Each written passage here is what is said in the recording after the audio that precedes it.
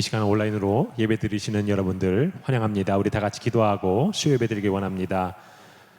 우주의 창조자시며 주관자이신 하나님 아버지시여, 연약한 우리들은 세상에 사는 동안 무엇인가를 믿고야 살아갑니다.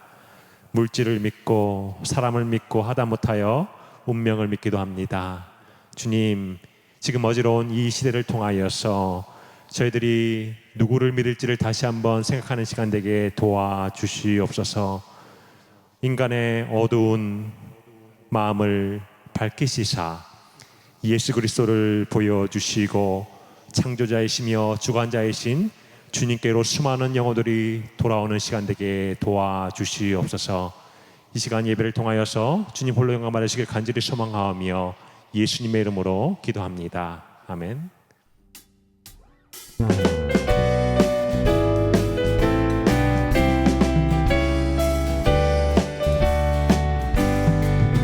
온 세상 위하여 나 복음 전하리.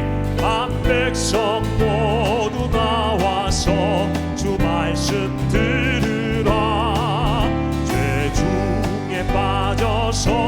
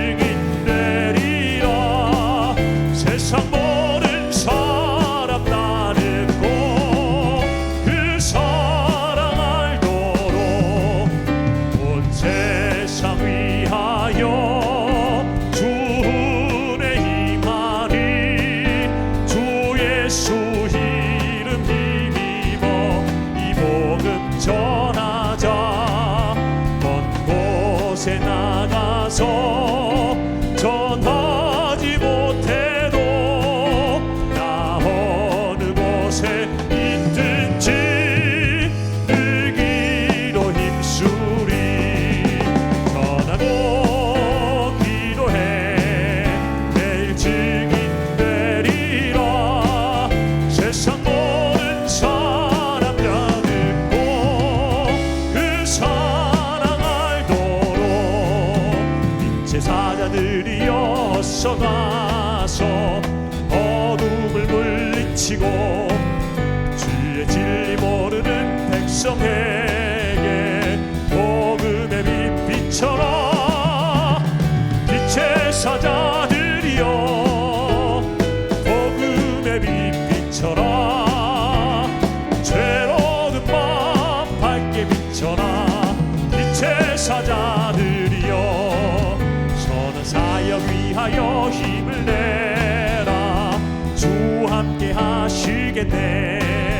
주의 크신 사랑을 전파하며 복음의 빛 비춰라. 빛의 사자들이여 복음의 빛 비춰라. 죄로운 밤 밝게 비춰라. 빛의 사자들이여 주님 부탁하신 말 순종하여 이 진리 전파하라. 산을 넘고 물 건너 힘을 다해 복음의 빛 비춰라. 빛의 사자들이여 복음의 빛 비춰라. 죄로운 밤 밝게 비춰라. 빛의 사자들이여 동서남북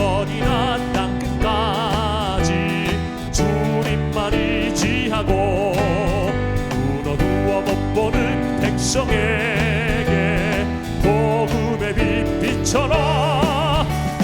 빛의 사자들이여 복음의 빛 비춰라. 죄로운 밤 밝게 비춰라. 빛의 사자들이여.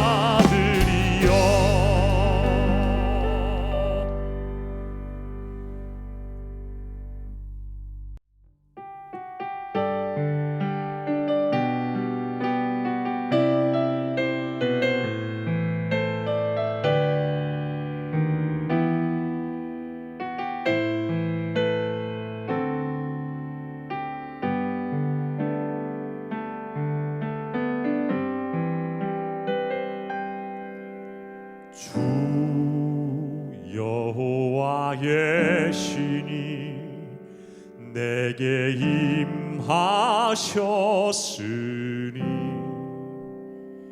이는 주께서 내게 기름 부사 가난한 자에게 아름다운 소식을 주 여호와의 신이 내게 임하셨으니 이는 주께서 내게 기름 부사 가난한 자에게 아름다운 소식을 전하게 하심이라. 나를 보내사 마음 상한 자를 고치며 나를 보내사 눈먼 자를 눈뜨게 하며 나를 보내사 갇힌 자를 놓이게 하며 포로된 자에게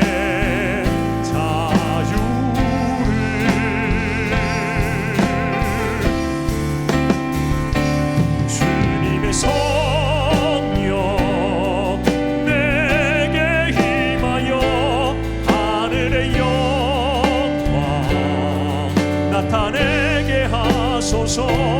주님의 성령 내게 임하여 하늘의 영광 나타내게 하소서.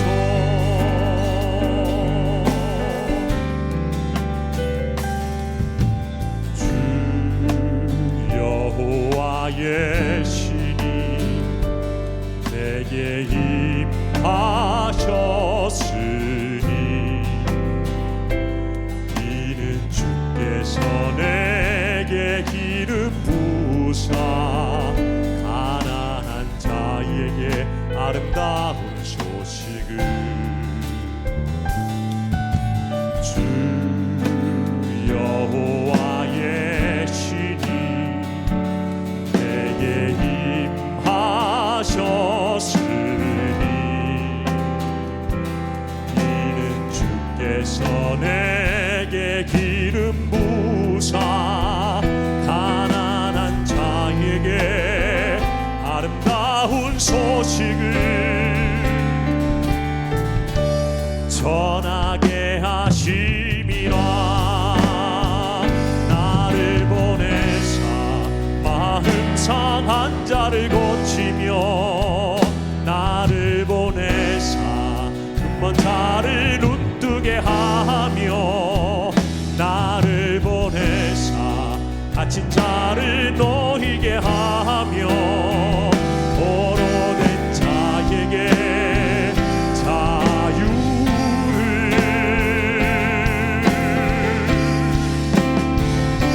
주님의 성령 내게 임하여 하늘의 영광 나타내게 하소서. 주님의 성령 내게 임하여 하늘의 영광 나타내게 주님의 성령 내게 임하여 주님의 성령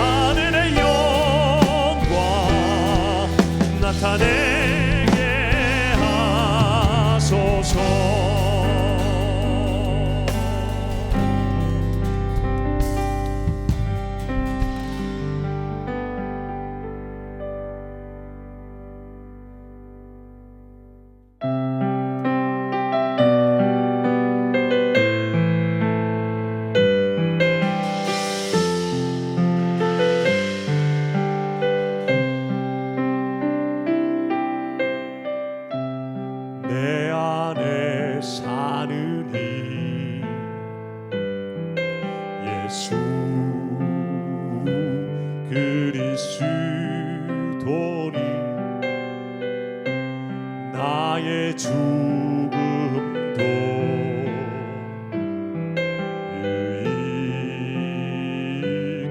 유익함이라. 내 안에 사느니 예수 그리스도니 나의 죽음도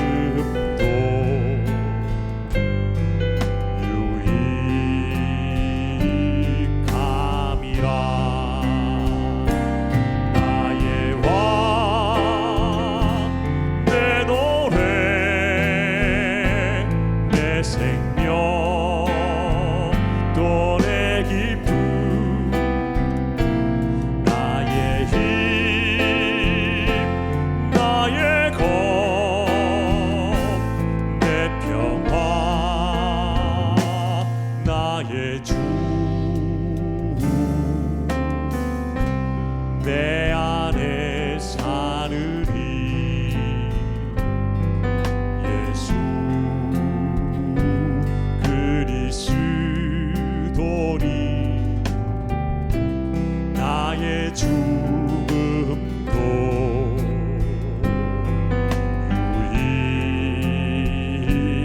유익함이라. 나의 왕 내 노래 내 생명 또 내 기쁨 나의 힘 나의 겁 내 평화 나의 주 내 안에 사느니 예수 그리스도니 나의 죽음도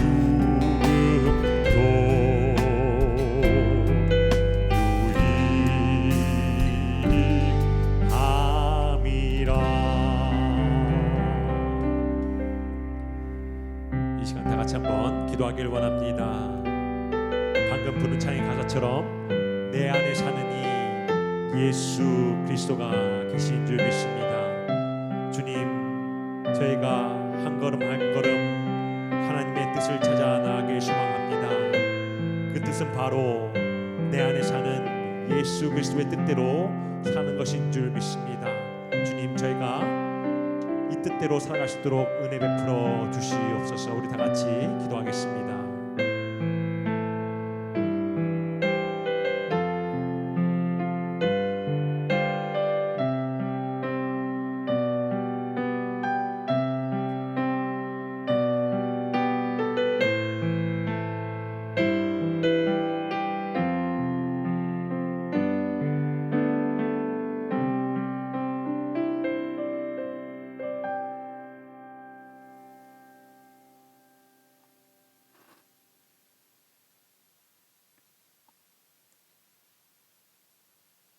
하나님이 태초에 천지 만물을 창조하시니라. 땅이 혼돈하고 공허하며 깊음이 수면 위에 있고 하나님의 영은 수면을 운행하시니라. 창조자 여호와 하나님을 기억하게 하신 주님, 이 시간을 통하여 주님 앞에 찬양하옵나이다. 하나님의 말씀에 육신이 되어 이 땅에 오신 예수 그리스도를 통하여서 구원의 역사하심을 이루시게 하시고 십자가에 구속하신 하나님의 능력의 역사하심을 만나게 하신 구원자 하나님을 통하여서 저희들이 생명을 얻게 하신 주님 감사하옵나이다. 이 시간 통하여 주의 역사하심에 순종하게 하시고 하나님의 거룩하심에 동행할 수 있는 자로 인도하게 하시고 이 땅에 숨쉬는 순간순간 주님의 온전하심을 따라갈 수 있는 자로 주님의 증인된 삶을 살 수 있도록 역사하시고 인도하여 주시옵소서. 아버지, 오늘 또 이 순간까지 하나님의 말씀 앞에 거하게 하시사 주의 거룩하심에 인도하시는 주님의 능력을 바라보게 하신 주님 은혜에 감사하옵나이다. 생명을 다하여 주 여호와 하나님을 섬기게 하시고 정말 하나님의 역사하심을 통하여서 주님의 제자로서 주님의 말씀의 인도하심에 동행하며 하나님의 성령에 충만하신 은혜의 소망을 품고 이 땅에 승리하며 살 수 있도록 역사하여 주시옵소서. 아버지, 저희들 삶이 풍성하여 저의 삶이 넉넉하여 이 땅에 살아가면서 부족함이 없는 이 세대에 정말 하나님께서 저희들을 통하여서 구원의 역사를 이루게 하시고 하나님의 말씀의 능력으로 말미암아 이 땅에 승리하며 살 수 있도록 저희를 다스리시고 인도하시는 주님의 역사하심 앞에 오늘 이 시간도 주님 앞에 저의 부족한 삶을 고백하오며 하나님의 거룩하심에 늘 승리하며 나갈 수 있도록 주님 도와 세워주시옵소서. 아버지, 사랑하시는 주님 감사합나이다. 영락 하나님의 공동체를 통하여서 하나님의 말씀 앞에 겸손하게 하시고 또 하나님의 지체를 통하여서 삶의 헌신을 배우게 하시고 하나님의 거룩하심에 함께 동행할 수 있도록 역사하시는 주님의 성령의 역사하시는 진리의 말씀이 저희를 다스리게 하심에 감사하옵나이다. 아버지, 저희들의 부족한 모습도 하나님 앞에 내어놓고 주님 앞에 간구할 수 있는 시간 되게 하시고 하나님의 놀라우신 축복의 역사하심으로 소망을 품고 이 땅에 주님의 나라를 전파하는데 승리하며 살 수 있도록 주님 도와 역사하여 주시옵소서. 아버지, 오늘도 이 세상의 많은 것들을 통하여서 하나님의 말씀 앞에 각자 지체로서의 깨달음의 역사가 있게 하시고 하나님의 거룩하심에 동행하시는 자의 삶 속에 주님께서 늘 동행하여 주시옵소서. 아버지, 이 땅은 황무하여 저희들이 헤아릴 수 없는 상황과 시간 속에 놓여 있사옵나이다. 하나님 앞에 예배하는 모습도 볼 수 없는 이 순간을 맞이하는 이 순간, 하나님 이 시간 통하여서 저희들을 통하여서 주님의 말씀 앞에 다가가게 하여 주시옵시고 하나님의 거룩하신 소망의 뜻을 품고 정말 하나님을 모르는 자, 하나님을 배척하는 자, 하나님을 멀리하는 자를 통하여 저희들이 마음 열고 주님 앞에 나갈 수 있도록 주님 역사하시고 인도하여 주시옵소서. 하나님께서 주신 첫째 계명은 하나님을 사랑하는 것이요 둘째 계명은 내 몸과 같이 내 이웃을 사랑하라고 하나님께서 명령하셨사옵나이다. 오늘 저의 부족한 모습을 통하여서 주님의 도구로 온전히 사용하여 주시옵소서. 나의 모습은 주의 말씀 가운데 감추어 주시옵시고 하나님의 역사하시는 성령의 충만하심으로 말미암아 아버지의 모습을 온전히 선포하며 아버지의 말씀을 온전히 전할 수 있는 도구로 이 땅에 남겨주심에 감사합나이다. 저희 삶 속에 하나님의 온전하신 뜻이 무엇인지를 구별하며 살 수 있는 시간의 공간이 되게 하시고 하나님께 기도하는 이 순간순간마다 우리 하나님의 역사하심이 저희 마음속에 자리 잡아 주의 역사하시는 소망의 뜻하심에 합당한 삶을 이루어 갈 수 있도록 주님 도와 역사하여 주시옵소서. 아버지여, 오늘도 감사합나이다. 아버지의 생명의 권위자로 세우게 하시고 하나님의 말씀에 인도하심으로 역사하시는 우리 주님, 삶의 공동체를 통하여서 주님의 말씀이 온전히 선포되며 하나님의 사랑이 이 땅에 온전히 전파되며 하나님의 말씀의 진리의 역사하심이 온 세상을 울려 퍼질 수 있도록 주님 사용하여 주시옵소서. 사랑하시는 주님, 우리 영락의 공동체를 통하여서 하나님의 거룩한 역사하심이 빛을 발할 수 있도록 도와주시옵소서. 우리 사랑하는 모든 하나님의 말씀을 전파하는 사역자와 또는 하나님의 말씀을 전하는 모든 자들이 하나님의 온전하신 심판대 앞에 구원의 역사를 이루게 하시고 말씀의 능력으로 말미암아 이 땅을 넉넉히 이기며 순종하며 헌신하며 사랑하며 살 수 있는 주님의 도구로 사용하여 주실 줄로 믿사오며 오늘도 날 사랑하시고 주 구원의 역사하심을 이루신 우리 주 예수 그리스도의 십자가의 구속하신 역사하심과 온 세계 위에 하나님의 말씀을 선포하는 하나님의 종들을 통하여서 놀라우신 구원의 방주를 확장하시는 하나님의 인도하시는 손길을 바라보며 감사와 찬양으로 기도드리옵나이다. 아멘.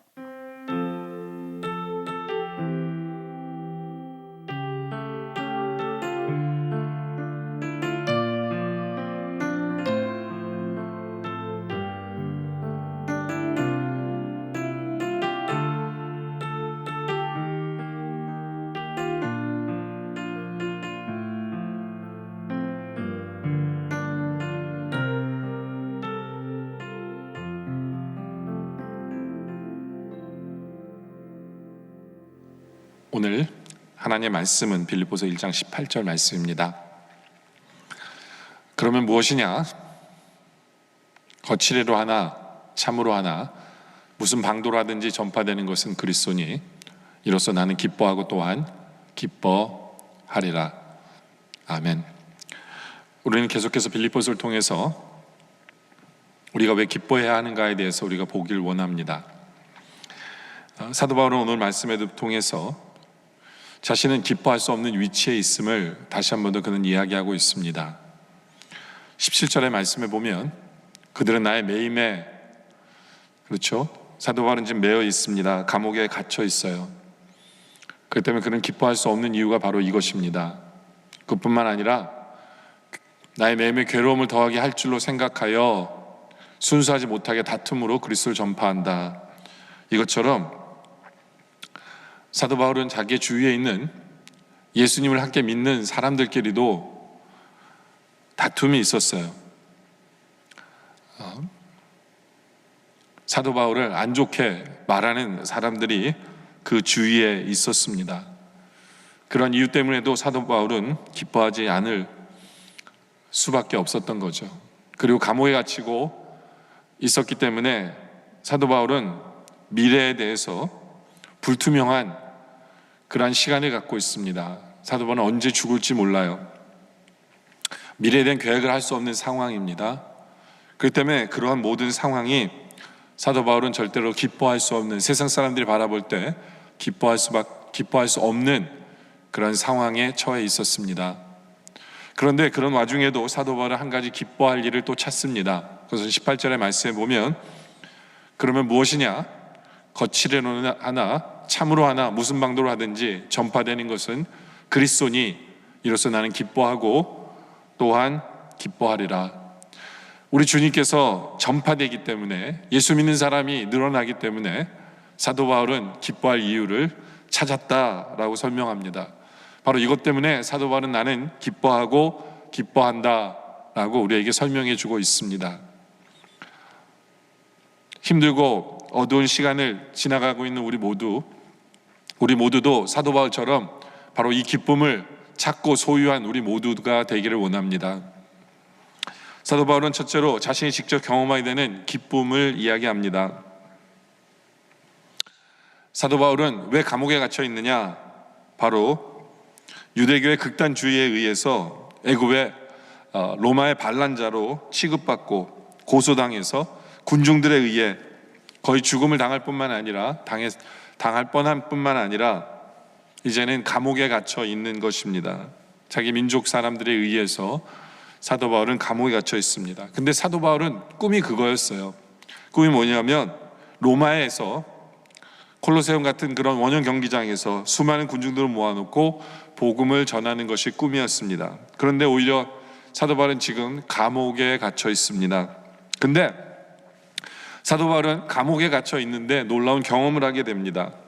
감옥에서는 아무것도 할 수 없을 줄 알았는데 사도 바울은 감옥의 간수들에게 복음을 전하고 간수들이 예수를 믿게 되어지는 것을 경험하게 됩니다. 그런데 특별히 이 감옥을 지키는 사람들이 누구냐 하면 왕을 지키는 근위대 소속 사람들입니다.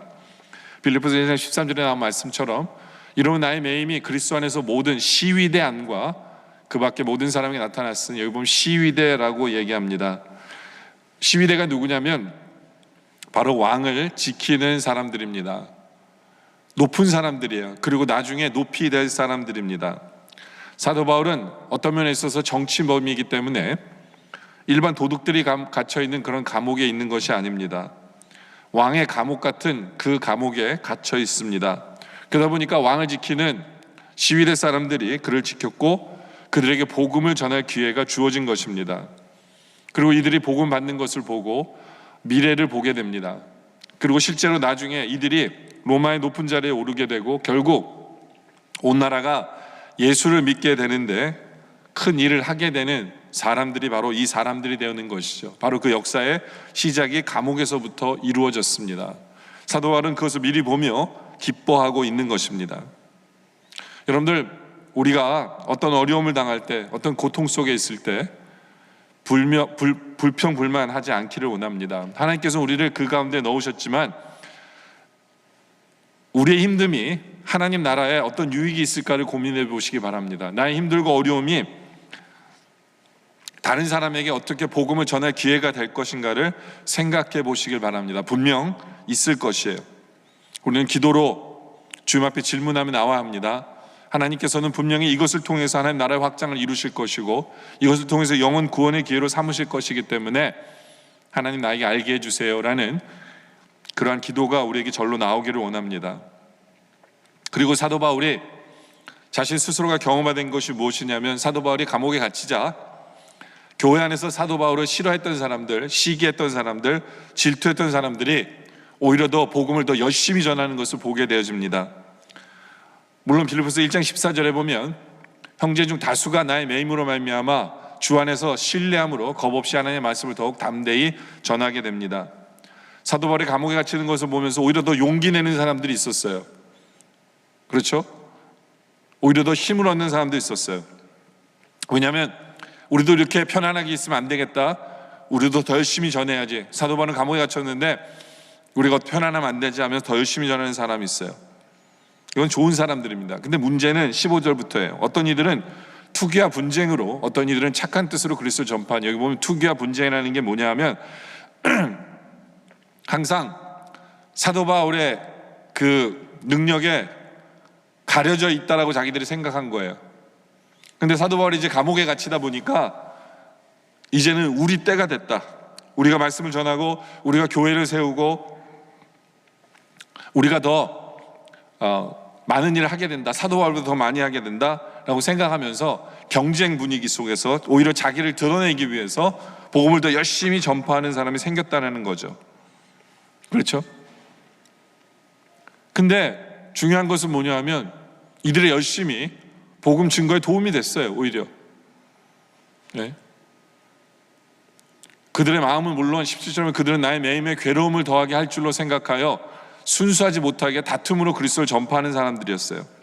경쟁적으로 자기를 드러내려고, 사도 바울에게 자랑하려고, 오히려 사도 바울을 깎아내리려고. 근데 중요한 것은 이들의 열심을 통해서 주의 나라가 확장되고 예수 믿는 사람이 늘어나는 거죠. 사도 바울은 그런 상황 속에서 기뻐했다라는 거예요. 여러분들, 우리도 이것을 배울 필요가 있어요.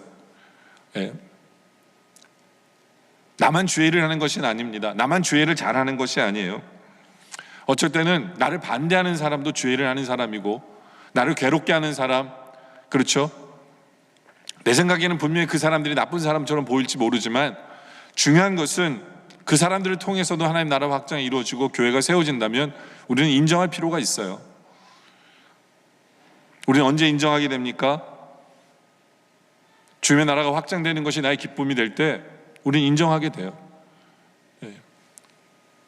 사도 바울은 그들을 모두 다 인정합니다. 그들의 희생도 희생이라고 여깁니다. 그래서 사도 바울은 가장 중요하게 여기는 것이 있었어요. 그것은 뭐냐 하면 그리스도만 존귀하게 되면 된다라는 생각이었어요. 20절에 보니까 나의 간절한 기대와 소망을 따라 아무 일에든지 부끄러워하지 아니하고 지금도 전과 같이 온전히 담대하게 살든지 죽든지 내 몸에서 그리스도가 존귀하게 되게 하려 합니다. 자기가 낮아지고 다른 사람이 자기를 비판하고 자기를 깎아내리려고 하고 그게 중요한 게 아닌 거예요. 사도 바울에게서 가장 중요한 것은 무엇이냐면 그리스도가 존귀하게 하면 되는 거예요. 바로 그것이 목표이다 보니까 다른 사람들 때문에 상처받지 않아요. 오직 주님만 존귀하게 되고 주님 나라가 확장되는 것, 그것이 사도 바울에게 기쁨이 되어지는 것이죠. 여러분들, 우리의 모습은 어떠합니까? 지금 우리가 힘들고 어려운데 우리의 기쁨은 무엇이 기쁨이 됩니까? 나에게 닥친 일 때문에 우리 스스로는 그냥 좌절하고 포기합니까? 오히려 우리는 이 시간 속에서 하나님께서 이 시간을 사용하셔서 주의 나라의 확장을 이루시고 영혼 구원의 시간으로 분명히 사용하실 것을 바라보며 우리는 기쁨을 찾을 수 있는 우리 모두가 되기를 원합니다. 또 두 번째로는 우리가 기억해야 되는 것은 그리스도가 전파되는 환경이 중요하다는 것을 기억해야 합니다. 빌립보서 1장 20절에 보면 나의 간절한 기대와 소망을 따라 아무 일에든지 부끄러워하지 아니하고 지금도 전과 같이 온전히 담대하여 살든지 죽든지 내 몸에서 그리스도가 존귀하게 되게 하려 하나니.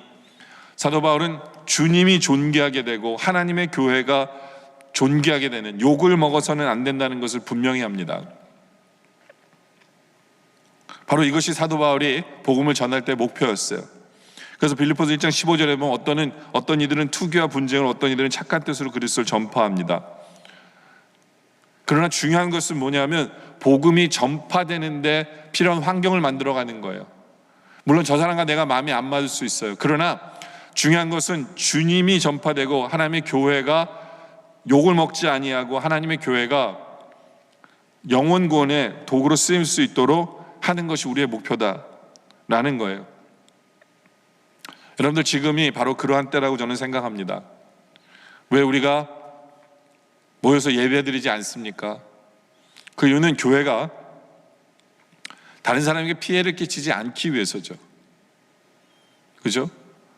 우리가 모여 있음으로 말미암아 혹시라도 한 사람이라도 확진자가 발생해서 그것이 하나님의 영광을 가리고, 그리고 무엇보다도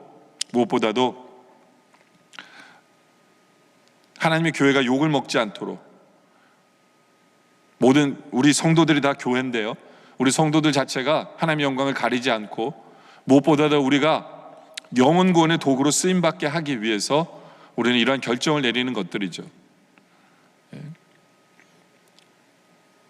바로 우리 믿는 성도들은요, 이런 환경을 만드는 것이 중요합니다. 그러기 위해서는 우리 주위의 환경을 무시해서는 안 돼요. 여러분들 그거 아세요? 사우디아라비아에서는 아직도 생일 축하하는 것이 금지되어 있습니다. 법으로 금지되어 있어요.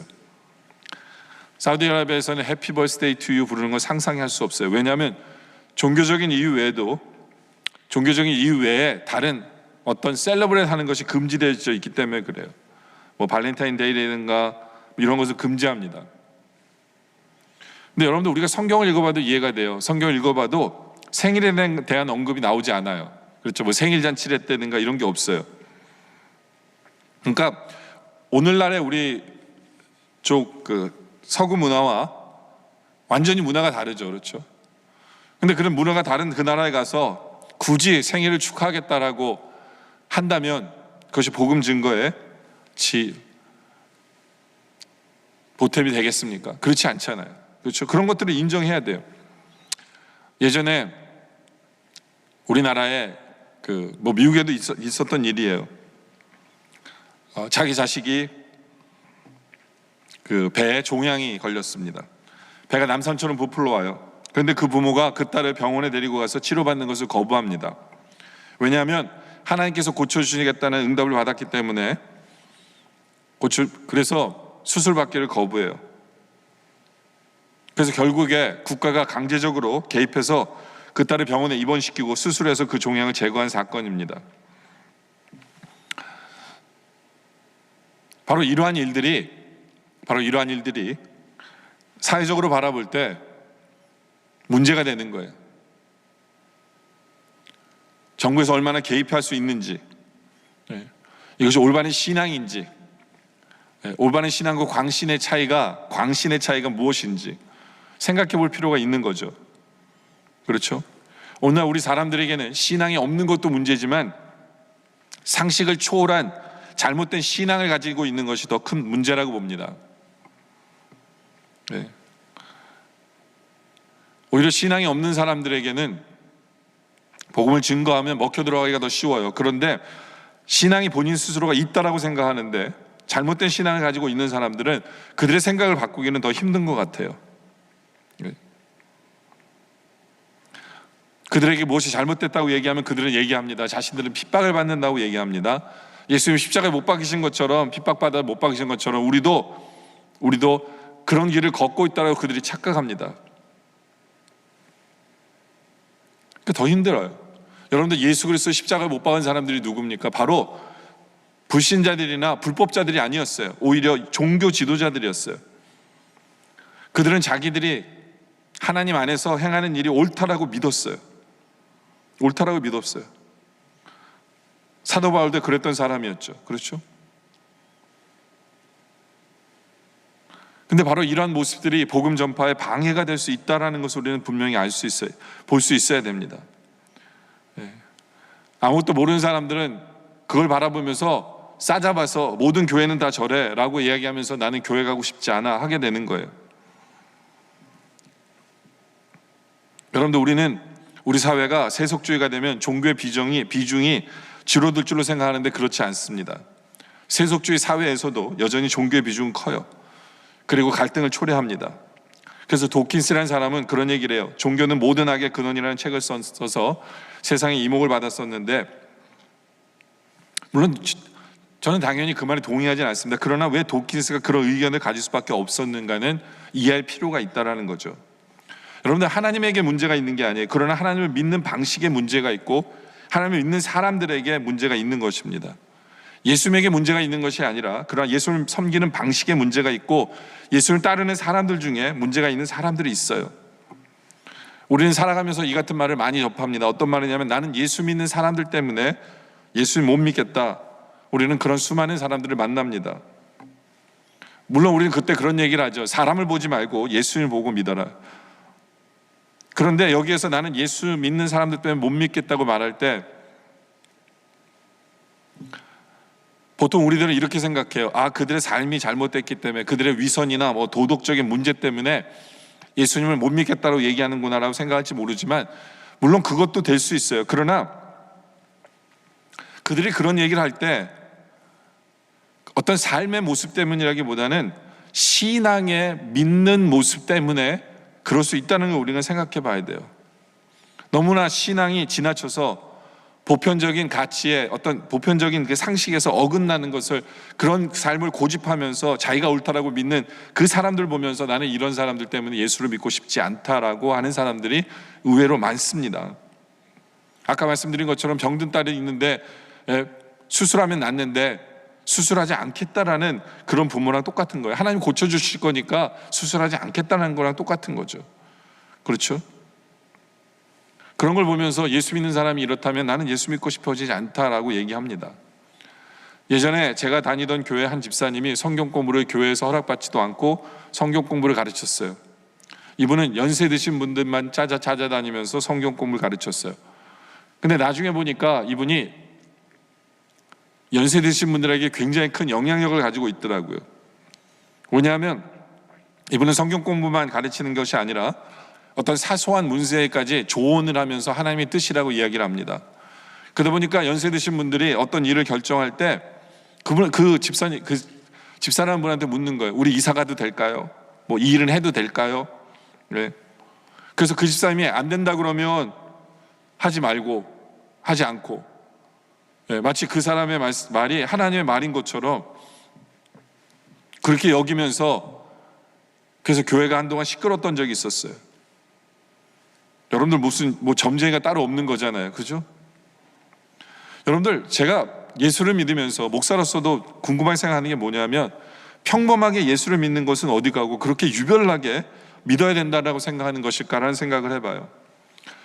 도대체 우리 이 한민족은요, 뭔가 하더라도 유별나게 해야 된다고 생각하는 것 같아요. 그래야 직성이 풀리는 것 같아요. 응원을 해도 유별나게 하고, 데모를 해도 유별나고, 교회 생활을 하더라도 유별나게 하는 사람들이 많은 것 같아요. 그런데 우리 스스로가 정확하게 질문해 봐야 될 것은, 이것은 누구의 만족을 위한 것인가를 생각해 봐야 돼요. 하나님의 만족을 위한 것입니까? 아니면 나의 만족을 위한 것입니까? 내 스스로는 이게 믿음이라고 생각할지 모르지만 어떻게 보면 그건 불신일 수 있어요. 평범한 것을 견디지 못하는 행동이에요. 평범한 것에는 하나님이 없다라고 생각하는 거예요. 그 때문에 유별나게 더 소리 지르고 더 뜨거워지고 더 흥분해야만 거기에 하나님이 계시다라고 생각하는 그것이 어떤 면에 있어서는 불신일 수도 있어요. 네? 예수 믿는 사람들은 그걸 보면서 저 사람 미쳤다라고 그 사람들 생각을 하지도 않아요. 우리는 그냥 나만 좋으면 된다라는 생각들을 가질 때가 참 많은 것 같아요. 여러분들, 우리가 예수를 믿는 것은요, 잠시 믿고 말 것이 아니에요. 우리는 평생 예수를 믿어요. 죽을 때까지 믿는 거예요. 그렇기 때문에 우리는 우리의 페이스를 좀 속도를 조절할 필요가 있어요. 이건 장거리 경주입니다. 장거리 경주를 100m 경주처럼 그러다 보면 우린 금세 지쳐요. 우리가 은혜를 받아도요, 오늘 모든 은혜를 다 받을 수 있는 게 아니에요. 오늘 은혜 받고 내일 은혜 받고 내년도에도 은혜 받고 우리는 줄기차게 매일매일 은혜 받으면서 살아야 돼요. 근데 마치 지금 모든 은혜를 다 받아야 된다는 식으로 살아가는 것은 어쩌면 영적인 탐욕일 수도 있어요. 성령의 열매 중에 하나가 절제이기도 하거든요. 그렇잖아요. 네. 고린도 교회에서도 그런 문제가 발생합니다. 고린도서 14장 4절에 보면 방언을 말하는 자는 자기의 덕을 세우고 예언하는 자는 교회 덕을 세운다라고 사도 바울이 얘기를 합니다. 왜냐하면 이 방언 때문에 교회가 시끄러웠거든요. 방언을 말하는 자들은 자기가 잘났다고 생각해서 교회에서 시끄럽게 하는 거예요. 그래서 사도 바울이 얘기해줘요. 그래, 방언은 너의 덕을 위한 거다. 뭐냐면 자기 스스로에겐 참 좋아요. 왜냐하면 믿음의 확신도 주고 하기 때문에 방언하지 말라는 게 아니에요. 자기에겐 좋아요. 그러나 이게 자기의 덕을 위한 거지 다른 사람에게 보이려고 하고 할 때는 문제가 발생한다는 거예요. 그래서 고린도서 14장 5절에 보면 나는 너희가 다 방언 말하기를 원하나 특별히 예언하기를 원하노라. 만일 방언을 말하는 자가 통역하여 교회 덕을 세우지 아니하면 예언은 자뭐 못한다. 교회 덕을 세워야 된다는 거죠. 교회의 덕을 세워야 돼요. 교회 덕을. 그러면서 방언에 대해서 사도 바울은 고린도서 14장 22절에 이런 얘기를 해요. 그러므로 방언은 믿는 자들을 위하지 않는 거예요. 믿는 자를 위한 게 아니에요. 방언은요, 믿지 아니한 자들을 위한 표적이에요. 그러니까 사도 바울이 지금 염려하는 게 뭐냐면, 방언하면 나한텐 좋아요. 나한텐 좋아요. 근데 방언하는 나를 바라보는 그 사람들도 생각해 주라는 얘기예요.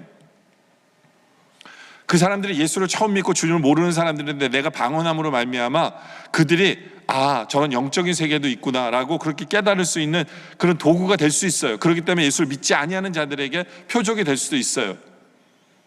그렇죠? 그런데 문제는 뭐냐면 23절에 그러면 온 교회가 함께 모여 다 방언으로 말하면 알지 못하는 자들이나 믿지 아니하는 자들이 뭐라고 그래요? 들어와서 너를 미쳤다 하지 않냐겠느냐. 근데 그 분위기가 이게 영적으로 하나님의 어떤 역사하시는 장면이라고 여기지 아니하고 이 사람들 다 미쳤네, 이건 아니라는 거죠. 네. 그러니까 우리가 하나님께서 주신 은사와 모든 것을 할 때 항상 복음을 위해서, 내가 이것이 하나님의 영광을 위해서, 그리고 이 사람이 문화적으로나 이 사람이 예수를 믿는 도구가 되게 하기 위해서 제대로 행하고 있는가도 돌아볼 필요가 있다라는 것을 우리에게 설명하는 거죠. 여러분들, 우리는 그런 얘기를 합니다. 왜 사람들은 교회 오기를 싫어할까 궁금해합니다. 왜 우리 남편은, 왜 우리 자식들은 교회 따라오려고 하지 않을까 이상하게 생각하는데, 그 원인이 내가 제공하고 있는 것인지 모른다는 생각을 할 필요가 있어요. 네?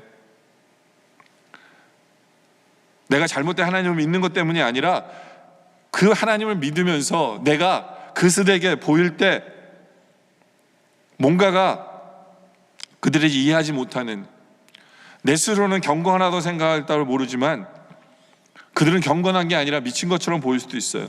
내 스스로는 선한 것이라고 여길지 모르지만 그들이 볼 때는 선한 게 아니에요. 여러분들, 거룩한 것, 선한 것, 경건한 것, 우리는요 제대로 구분할 수 있어야 돼요. 제대로 구분할 수 있어야 돼요. 이것이 혼돈되는 상황 속에서 다른 사람이 우리를 보면서 미쳤다라고 얘기하고 예수 믿는 게 저러면 나도 안 믿어 한다면 우리의 경건과 우리의 선한 것에는 문제가 있다도 한번 생각해 볼 수 있는 우리들이길 원합니다. 여러분들, 이 시대는요, 현대인들은 눈이 더 높아졌어요. 굉장히 많이 따집니다. 네. 무엇이 옳고 그른지, 저것은 왜 하는지, 그렇기 때문에 우리도 한번 따져볼 필요가 있어요. 우리에게도 분별력이 필요해요. 여러분들 영적인 분별력, 이거 성령의 은사 중에 하나가 영적 분별력이거든요. 그것이 필요해요. 네. 내가 어떤 행동을 할 때 이것을 왜 하고 있는지에 대한 분별력이 필요하다는 거예요. 다른 사람들이 다 욕하고 있다면 이것이 정말 하나님이 지금 내가 하기를 원하시는 것일까? 하나님 안에서 그 영적 분별력이 필요한 필요도 있다라는 거죠. 우리는 이 세상을 살아가면서 다른 것에는 집을 사거나 뭐 할 때는 다 따져보면서도 우리의 신앙에 있어서만 따져보지 않는 것 같아요. 남들이 하면 그냥 무조건 맞다라고, 네? 그래 이건 욕을 먹어도 되는 거고 이거 십자가 지는 거고 뭐 이렇게 착각하면서 따져보려고 하지 않는 것 같아요. 우리는 영적인 분별력이 필요해요. 영적인 분별력이 필요해요. 사도 바울 같은 경우에는 자기를 욕하는 사람들을 욕하지 않습니다. 왜냐하면 그들을 통해서도 하나님의 역사가 이루어지는 것을 바라보면서 사도 바울은 그들을 판단하고 이런 것을 하지 않아요. 그러니까 하나님께 맡기는 거예요. 그러면서도 늘 자기를 돌아보는 삶을 살아가는 거예요. 그것이 중요한 거죠. 그것이 중요한 거예요.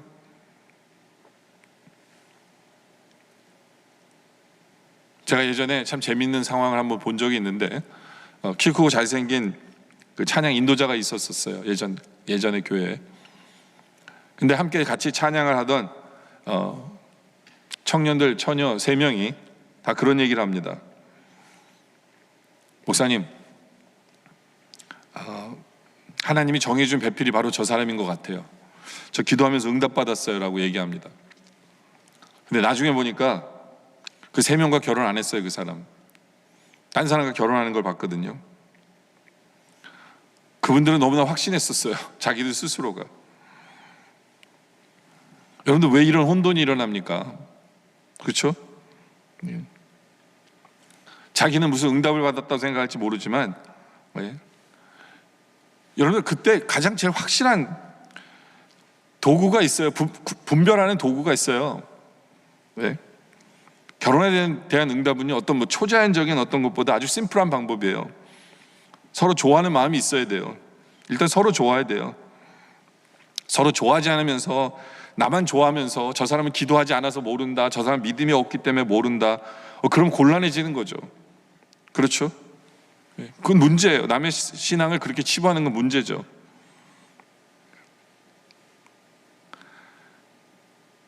여러분들 지식이 없는 열심처럼 위험한 건 없어요. 지식이 없는 상황에서 열심이 생기면요, 더 큰 실수를 저질러요. 빌립보서 1장 17절에 보면 그들은 나의 매임에 괴로움을 더하게 할 줄로 생각하여 순수하지 못하여 라고 표현을 합니다. 여러분들 그리스도를 전파하는 사람이 다 착한 마음이 아니에요. 순수한 마음이 아니에요. 그 중에는 별의별 욕심, 다툼, 경쟁, 교만 다 있었어요. 그럴 수 있어요. 사람이니까. 그렇죠? 사도 바울은 그런 사람들 보면서 할 말이 많았을 거예요. 또 그들에게 너 이렇게 살면 안 되라고 비판하고 막 야단치고 싶었을지 몰라요. 그러나 사도 바울은 그들에게 그것을 판단하지 않아요. 사도 바울은 지금 준 게 뭐냐면, 중요한 것은 뭐냐면 20절에 보면 나의 간절한 기대와 소망을 따라 아무 일이든지 부끄러워하지 아니하고 지금도 전과 같이 온전히 담대하여 살든지 죽든지 내 몸에서 그리스도가 존귀하게 되게 하려 합니다. 사도 바울의 목표는 지금 이거예요. 목적은 그들이 잘했고 잘못됐고 뭐 이게 아니라 내 삶 속을 나를 돌아보면서 주님이 존귀하게 되고 있는지, 그러면서 이는 내가 사는 것이 그리스도니 죽는 것도 유익함이라. 그렇죠? 죽는 것도 유익함이라. 이제부터 사도 바울은 내가 사는 건 주님을 위해서 사는 것뿐이에요. 최종적인 판단은 주님께 맡겨요. 그건 주님이 하실 일이에요. 그걸 내가 믿고 내가 할 일은 침묵할 것은 침묵하고 잠잠할 것은 잠잠하고, 그러나 주님이 지금 나에게 맡기신 복음 전파의 일, 그것이 나의 기쁨이 되고 주님이 높아지기를 소원하며 그 일을 감당하는 것, 그것이 사도 바울의 모습이에요. 항상 이런 자세가 우리에게 필요하다라는 것이죠. 이제 세 번째로 이 말씀을 전하고 싶습니다. 지금이 바로 전도할 때입니다. 여러분들 지금 온 세상은 어두워져 있어요. 많은 사람들이 갈 길을 잃고 두려워하고 걱정하고 진리를 찾고 있어요. 이것이 우리 주위의 많은 사람들의 심정이고 모습입니다. 이제 전화로라도 복음을 전할 때예요. 제가 안타깝게 여기는 것 중에 하나가 뭐냐면, 어떤 면에서는 한국이 복음을 전할 완전한 때이지만 욕을 먹다 보니까 복음을 전할 기회로 삼지 못하는 것 같아요. 그래서 전파되는 환경을 만들지 못하는 것 같아요. 근데 반대로 이탈리아에서 들려오는 소식을 들어보면요, 정말 많은 사람들이 주님을 영접하고 주님께 돌아오는 것을 보게 돼요. 참 대단한 것 같아요. 바로 이때거든요. 예. 우리가 제대로 섬으로 인하여 예수 믿는 사람의 본을 보임으로 말미암아 이때를 정말 주님의 때로 만드는 것이 우리의 사명입니다. 오늘 제가 한 신문의 내용을 봤는데요, 이 내용은 이탈리아 롬바르디아 주에서 코로나 바이러스 싸우고 있는 의사 율리안 우르반이라는 사람의 간증이에요. 이 제목이 이렇습니다. 나는 이제 하나님의 임재를 믿는다라는 내용이에요. 율리안 우르반 38세 롬바르디아 주 코로나 바이러스 의사입니다. 제가 읽어볼게요. 많은 어두운 악몽 같은 순간들이 지나왔지만 지난 3주 동안 여기 우리 병원에서 발생한 일들을 내가 보고 경험한 것이라고는 상상도 해본 적이 없습니다. 그 악몽은 실제로 흐르고 있고 또 그 흐름은 더욱 거대해져만 갑니다. 처음에는 몇 명이 병원으로 실려왔고 그 다음에 몇십 명 그리고 몇백 명이 몰려옵니다. 이제 우리는 더 이상 의사가 아닙니다. 우리는 그저 누가 살 수 있고 누가 죽음을 맞이하러 집으로 보내줘야 하는지 결정의 라벨, 표식을 분류하는 사람들에 불과합니다. 비록 그들이 평생 이탈리아 세금을 성실히 납부했다 해도 그들은 죽음을 준비하기 위해 집으로 되돌려집니다. 2주 전까지 나와 나의 동료들은 무신론자였습니다. 그것은 이상한 일이 아니었습니다. 우리 하나님의 임재 같은 것에 의지하지 않고 사람을 치료하는 논리적인 학문을 배웠습니다. 나는 언제나 나의 부모님이 교회 가는 것을 비웃었습니다. 9일 전 75세 한 목사님이 바이러스 확진자로 우리에게 도착했습니다. 그는 점잖은 분이었습니다. 그렇지만 호흡하기에 심각한 문제를 가지고 있었으며 병원에서 성경을 지니고 왔습니다. 그는 주위에 죽어가는 이들의 손을 잡아줄 뿐 아니라 그들에게 성경을 읽어주곤 했습니다. 그리고 그것은 우리에게 깊은 인상을 주었습니다. 우리가 처음 그의 전하는 말을 들을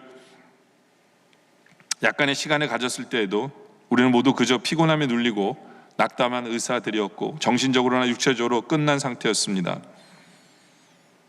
그러나 지금 우리는 고백할 수 있습니다. 한낱 인간인 우리는 매일 수많은 사람이 죽어나가는 이 상황에 더 이상 무엇을 할 수도 없는 한계에 이르렀습니다.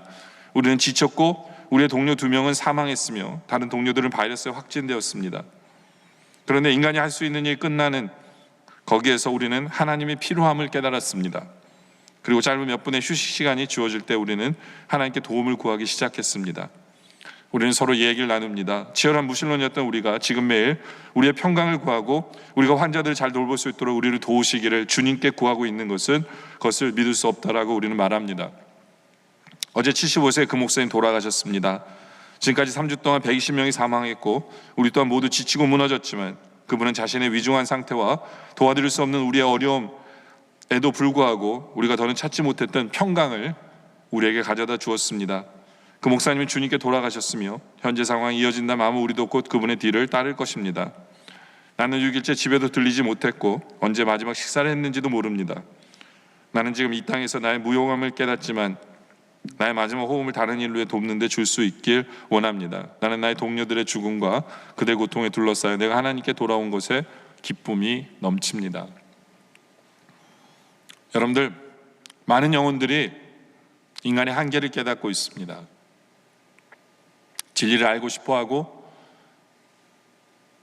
그리고 바로 이러한 때 이제 우리가 참 진리 대신 주님을 전하는 그런 우리의 모습이 있기를 원합니다. 그렇게 살기 위해서 우리는 먼저 무엇이 우리의 기쁨이 되는가를 한번 생각해 보길 원합니다. 그냥 나의 고통만 보이고 나의 힘든 것만 보이고 아직도 저 천국을 소유하지 못해서 방황하고 있는 영혼들이 보이지 않는다면 이제 하나님 앞에 기도하길 원합니다. 하나님 아버지, 나에게 구원해 주신 주님의 은혜, 이제 다른 사람들도 예수를 믿게 되는 놀라운 역사가 우리 주위에 벌어지게 해주세요. 그리고 무엇보다도 그것이 나의 기쁨의 요소가 되게 해달라고 기도하길 원합니다. 그리고 또 그런 삶을 살기 위해서 좀 더 우리 환경이 좀 더 상식적으로, 여기 나온 목사님처럼 세상이 가지지 못하는 평강을 소유한 바로 그러한 삶,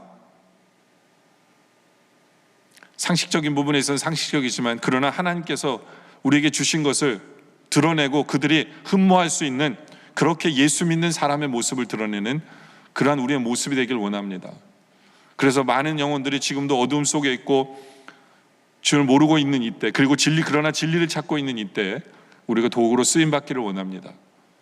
그래서 우리 주위에 있는 사람들이, 우리의 믿음의 우리의 식구들이 이제는 존귀께로 돌아올 수 있는 그런 계기가 되는 놀라운 역사가 우리 주위에 있기를 주님의 이름으로 축원합니다.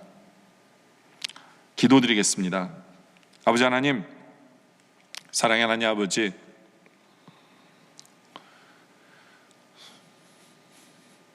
참 기쁨이라는 말을 꺼내기가 힘든 그러한 시간입니다. 그러나 사도 바울이 가졌던 그 기쁨을 우리도 소유하게 하여 주시옵소서.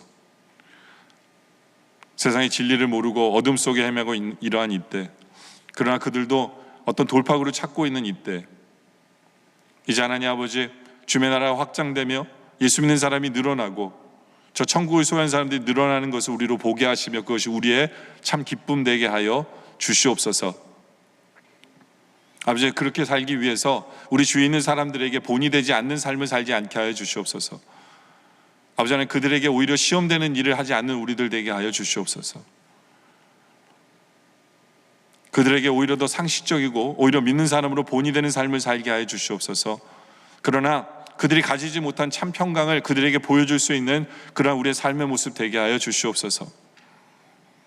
우리의 모습을 바라보며 그들이 예수 믿고 싶어지게 하여 주시옵소서. 우리의 모습을 바라보며 그들도 하나님을 알고 싶어지게 하여 주시옵소서. 지금 어두운 이때 그렇게 우리가 도구로 쓰임받는, 그래서 우리의 믿지 않는 가족들이 주님 앞에 돌아오는 시간, 우리 주위에 있는 사람들이 주님을 믿게 되어지는 놀라운 시간으로 주님께서 사용하여 주시옵소서.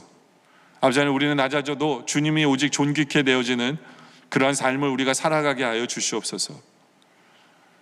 진정한 기쁨이 무엇인가를 깨달아 아는 우리들 되게 하여 주시옵소서. 오늘 말씀에 감사드리며 예수님의 이름으로 기도드립니다. 아멘. 이제 축도 후에 여러분들 계속해서 기도로 나아가시기 바랍니다. 이제 슬라이드가 나올 텐데요. 축도 후에 계속해서 성도들 그 슬라이드 보면서 함께 기도하는 시간을 갖도록 하겠습니다. 축도드리겠습니다. 지금 우리 주 예수 그리스도의 은혜와 성부 하나님 아버지의 놀라우신 사랑하심과 성령님의 감화, 감동, 교통하심과 역사하심이 이제 한 영혼이라도 더 구원받는 것이 하나님의 기쁨이고 또 우리의 기쁨 되기를 소원하는, 그래야 좀 더 상식적으로 그러나 세상에 가지지 못한 평강을 드러내며 살아가기를 소원하는, 그래야 우리 주위에 있는 사람들이 주님께로 돌아올 수 있는 도구로 쓰임받기를 소원하는 우리 영락의 성도님들과 또한 예수 그리스도의 구주를 영접하는 모든 성도님들 머리머리 위에 우리 주님 오시는 그날까지 영원토록 함께 하시기를 간절히 축원하옵나이다. 아멘.